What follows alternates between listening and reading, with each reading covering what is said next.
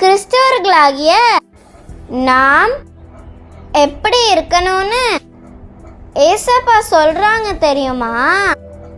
கலாத்தியர் 3:28 படி, இனி உங்களிடையே யூதர் என்றும் கிரேக்கர் என்றும் அடிமைகள் என்றும் உரிமை குடிமக்கள் என்றும் இல்லை, ஆள் என்றும் பெண் என்றும் வேறுபாடு இல்லை. கிறிஸ்து இயேசுவோடு இணைந்துள்ள நீங்கள் யாவரும் ஒன்றாய் இருக்கிறீர்கள். இன்று இறைவசனத்தின்படி கிறிஸ்தவர்களாகிய நமக்குள்ள எந்த பாகுபாடும் இருக்கக்கூடாதுன்னு ஏசப்பா சொல்றாங்க.